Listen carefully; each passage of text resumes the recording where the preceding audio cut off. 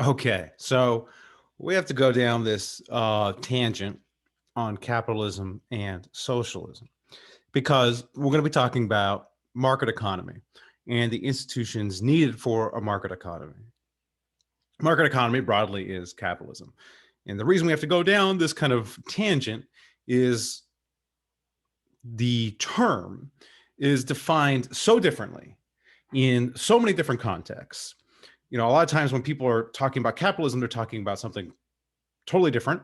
I mean, if I went on YouTube preparing this lecture, just seeing what was out there, and it was horrifying, really. Just the videos kind of explaining the differences and how, in my opinion, how wrong they were. I mean, there was one video was like talking about capitalism is the game of Monopoly, which is completely antithetical to kind of, at least in economics, the definition of capitalism. And then also people just have a natural revulsion when in many contexts you say capitalism, people that just think oppression, expropriation.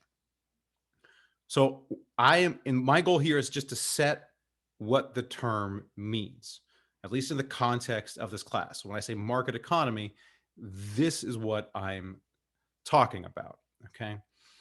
All right. So essentially what the term means is just private ownership of capital goods. So private ownership of, the means of production. All right. Now to build that out, that would be, okay, we got private property. All right. Then we have markets where people can exchange that private property. So I have private property, you have private property. We have a market where we can exchange it. Anybody can come to this market.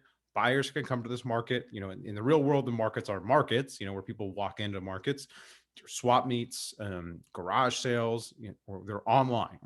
People can go to a market, they're free entry and exit. Anybody can buy, anybody can sell, or anybody can set up a market where they sell their goods. And then lastly, usually capitalism has firms, has privately owned firms. All right. So our definition is just, a system where there's private property and a way to exchange that private property. As I said, the term is widely misused. In fact, there's a whole group of historians called the New Historians of Capitalism, and they completely redefine the term differently. They basically say, what capitalism is mercantilism. These things are like directly opposed to each other. Like Adam Smith, who in many ways is kind of like the founding father of thinking about capitalism. He was directly opposed to mercantilism. But this new historians of capitalism have come along and kind of redefined capitalism as this thing that came before it. So it's a mess. And then, as I said, horrifying, just the different definitions. I mean, even I remember listening recently to an economic historian talking about, he's like, why do we need to define it? Let's not define it. Let's just let it mean whatever it means.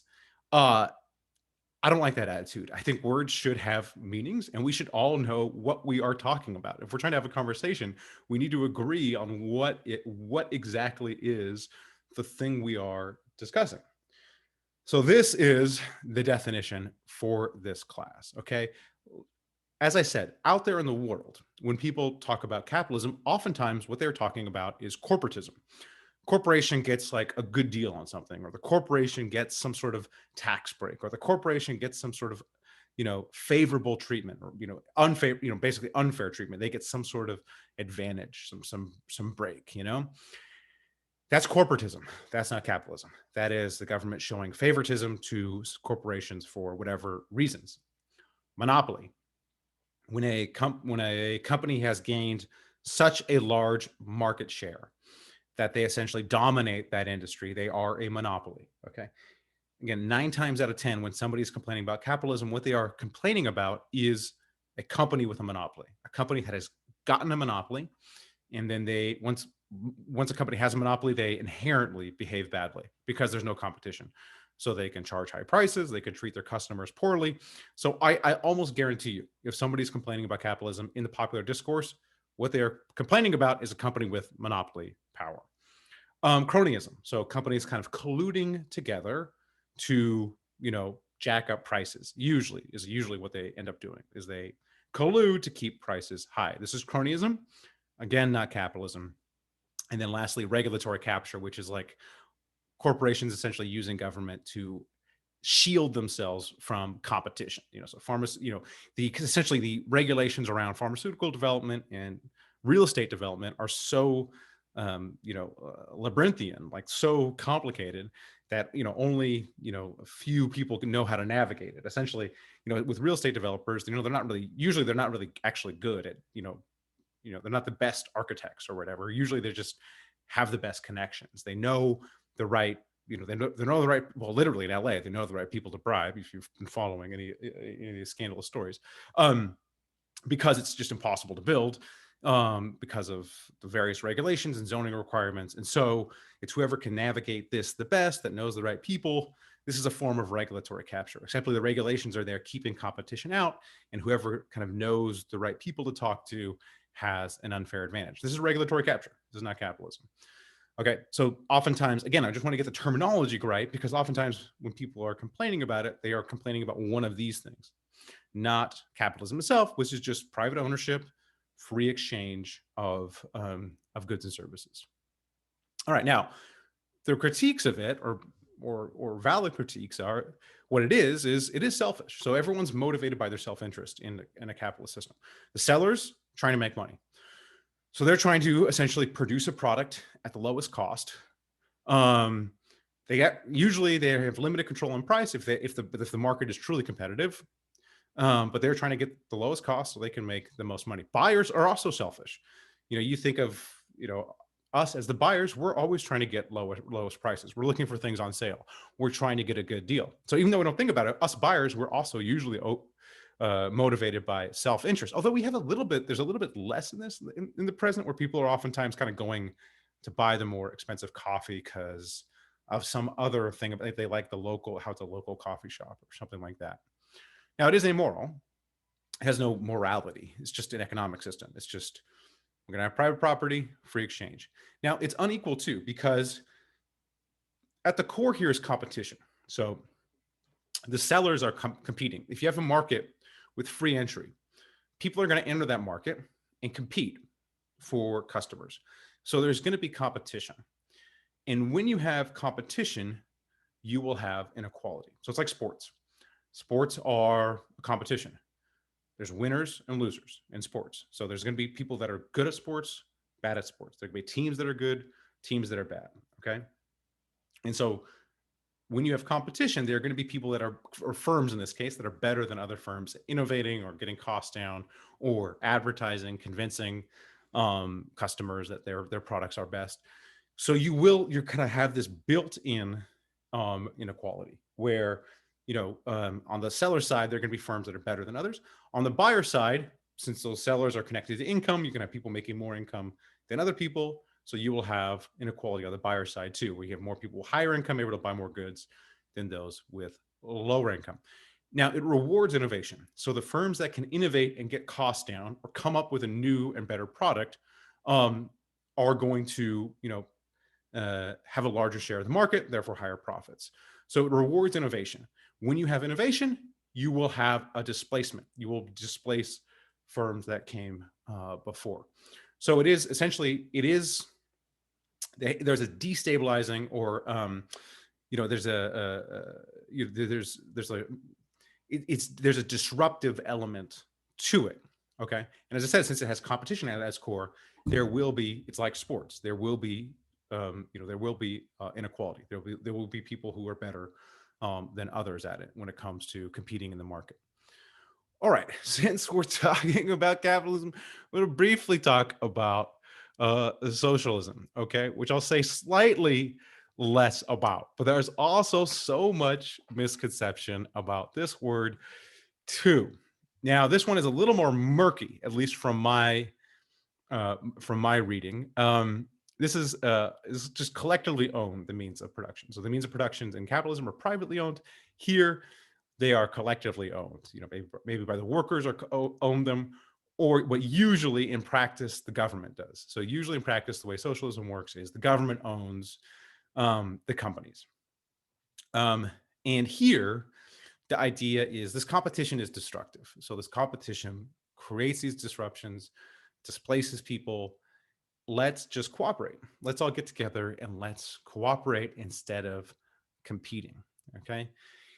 Now you could also, what's difficult here is there's communism over here, which is kind of like the ideal often for socialists, but they want to socialism is kind of this middle step. So you can actually use it in conjunction with market. You can actually have a market where goods are exchanged. You could even have private property. So there are kind of different levels to this. I'm not as much of an expert.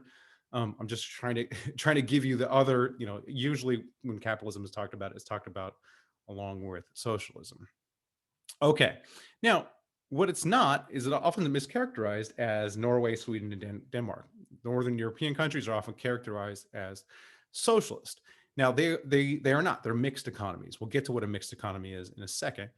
But what's also very confusing is oftentimes in the US democratic socialists, what they want is social democracy, which is something akin to Norway, Sweden, and Denmark. So essentially what they want is, okay, we just want the government to do a few industries. We want the government to, so we want socialism basically in medicine. So we want the government to do healthcare. And then we want a higher degree of redistribution. So we just want more, higher taxes on the rich, larger social safety net. All right. This is more like social democracy than it is socialism, because socialism would be the government kind of runs every industry. In these countries, the government runs a few more industries than the US does, but they don't run most of the industry. Another kind of area where you see it misused, so typically you see this from the right. All right. When, for instance, during the pandemic, when the government was sending, or still is, sending checks to people say that's socialism. Socialism for the government to send checks to people. This is bad. It's socialism. The government shouldn't send checks to people. This is just redistribution. This is just taking money from one group, giving it to another group. There's nothing inherently socialist about sending checks to people. Okay. And so again, redistribution or some sort of UBI scheme, universal basic income scheme, could theoretically exist in both systems. So you could have your economy essentially run by the government, which is like a socialist system. And then you could have, extra redistribution. Okay. You could have a fully capitalist system, fully market system everywhere with high taxes on the rich, transferring to low-income households. Now, usually in capitalism, since it does create these disruptions, you're going to need some redistribution for two reasons. One, you're going to have low-income individuals that are not going to be able to afford the market price.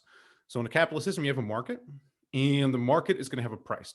This will be determined by supply and demand. There'll be a price for some necessities. So, necessities, food, shelter. These things, the market price may be too high. Just again, it's going to be based on the supply and demand dynamics.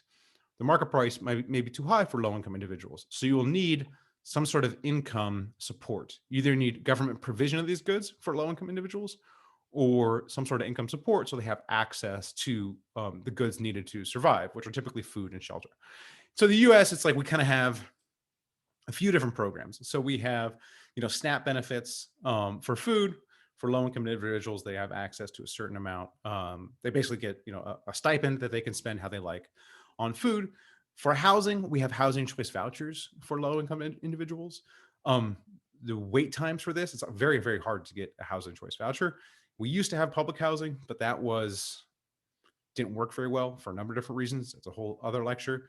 But we do typically have some sort of system like this in the US. And then we have an unemployment insurance and disability, which is essentially trying to get money to low-income households. Now, you also need you need some sort of safety net for those displaced by innovation. This is, again, usually unemployment insurance. So, your companies that get displaced by the new companies that come along, workers get laid off, have the unemployment insurance. So these workers can transition to the new companies. That's the ideal. The ideal is, okay, your company goes out of business, you get retrained, you learn whatever new skills are necessary, and then you move into the growing industry. Throughout the industrial era, from the Industrial Revolution to the present, it has not been the case that more jobs have been destroyed than created. So basically, we always have new technologies coming along, destroying old jobs, but so far, they have created as many jobs as they've destroyed. So it's not the case that we keep losing jobs to innovation. Now, there are people like Andrew Yang who say, oh, this time it's different. This time we're going to have so much innovation. The robots are going to be so good that we're just going to have no jobs for humans anymore. So we need to come up with some sort of system to provide basic needs to people, which would be universal basic income. All right. Okay. Again, this is just, I'm trying to be as neutral as possible. I'm just trying to define the terms, not trying to take a stand on which one's right, which one's, which one's wrong, which one's better, which one's worse. I'm just trying to define the terms. Okay, so you have your issues with capitalism. Again, this is traditionally the issues, okay? You will have inequality, okay? You will have a degree of inequality. Essentially, there'll be people that thrive in the market and those that are displaced. Your markets may devolve into monopoly. So this is a big debate. So some people say the problem with capitalism is, I just said, and earlier I said, capitalism is not monopoly. Other people would say the end of capitalism, if you have a market, it always ends in monopoly. Ultimately, one company will take control of the market, okay?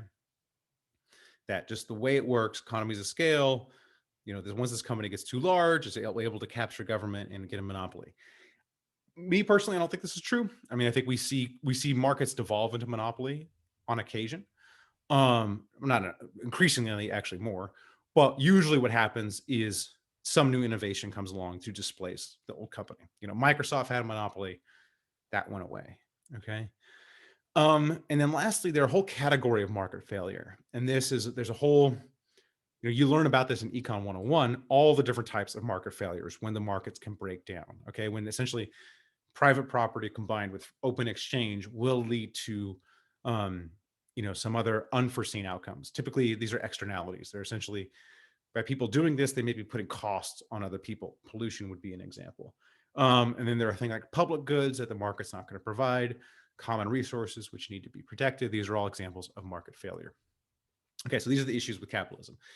Pure capitalism, pure whatever, open markets. Now, the problem with socialism, it typically devolves. Again, this is what we've seen in the past. Typically, countries that have kind of implemented government scale socialism typically are subject to corruption. Once you remove the competitive, once you remove competition, there's nothing to keep these firms accountable. There's nothing to keep the firms running well. So in a capitalist system with competition, if I'm running a firm, I have to do a good job. Otherwise, I'm going to be put out of business. If I'm the government and I'm running the firm, I don't have competition. And so usually there's some level of corruption. So instead of being a meritocratic system, I can promote my brother, I can give favors. And so usually these countries that have adopted the system are plagued with corruption. Not that corruption doesn't exist in a capitalist system, but usually in a socialist system, you get corrupt firms that are government-run firms that are inefficient. Doesn't necessarily have to be that way, but just saying historically, that's what's happened. Also, typically, they devolve into authoritarian states. So typically what happens is, even if they're democratically instituted, in order to keep it going, they typically devolve into totalitarian states. Okay, it doesn't have to be that way. Just saying, traditionally, these are the problems associated with it. And then as we've seen in this class, in these types of systems, without the competition, there's a little, and essentially this equal provision of goods, there's not really an incentive to innovate or work hard. These countries tend to have an effort issue, or they have an innovation issue. They're not very good at innovation. Okay. There are some outliers. I mean, like the Soviet Union did have a little bit of innovation, kind of initially. There was some innovation, but that really peters out by the 60s. By the 60s, the U.S. is really, really out innovating the Soviet Union. Okay. All right. And so in reality, things are much more complex. All right. So you go to a country, they're going to be doing kind of a mixture. So all countries have mixed economies. Okay, so you'll have markets. You'll have sometimes the markets are heavily regulated, or they're not really free markets. Again, I always come back to the markets that really don't function in the U.S., like real estate, which is a heavily regulated. It's not an open market. It's a disaster. But most markets, they're fairly free, lots of entry, lots of exit, and you have this in lots of industries. Okay. Then you have a few where the government runs those industries. Typically, these are education. So the government usually runs the educational system. So essentially, that's socialism for education. The government is running it. They decide what school you go to. They hire the teachers. They decide how much education is going to be given. So our educational system is essentially a socialist educational system. They typically usually do infrastructure. As I record this, big topic this week, they typically do the infrastructure, the roads. Defense is always done, almost always done by the government. In some countries, natural resources are done by the government. So in many countries, there's one oil company and it's a government-run oil company, or like the gold company is government-run, or the copper company is government-run. And then in some countries, they have a socialist healthcare system where the government runs the healthcare system. This is very different. So many countries that we think have a socialist healthcare system, they have a socialist health insurance system, but then a private healthcare system. So the government provides the insurance for everybody, but the healthcare itself is private. Okay, so you go around the world, you're going to have a mixture of both. So some countries may have this. So you take Norway, right? So Norway is like the U.S. It's a mixed economy, but the government runs the oil company, and it has socialized medicine. Okay. So if we go through history, pure, like where everything's done by the government, these are your countries. All right. These are some examples: Eastern Bloc, your Soviet Union, Cambodia under Pol Pot, China under Mao, Venezuela under Chavez. These are your full command and control. The government does everything. All right. Now people might say this wasn't real socialism, or there's some reasons why this wasn't true socialism. Again, I'm just giving examples of where the government really ran all the sectors. If we're thinking about our most capitalist countries, all right, and so there are a couple different ways you could look at this. I'm just pull the economic freedom score. So the economic freedom is basically some measure of how free the markets are, how easy it is to open a business, how secure property rights are, these sort of things. So these are your countries. So I just pulled this from, I believe AEI is the one that calculates it. These are our most economically free countries: Singapore, Australia, New Zealand, Switzerland, and Ireland. Okay. All right. Those are our definitions. Feel free to yell at me in discussion if I mess something up. As I said, it's very contentious. You can go find wildly different definitions of the terms. I'm just trying to get them straight for this class because I'm about to really go in depth in talking about the market economy. And so I just want to have the terms straight for this class. All right, take a break.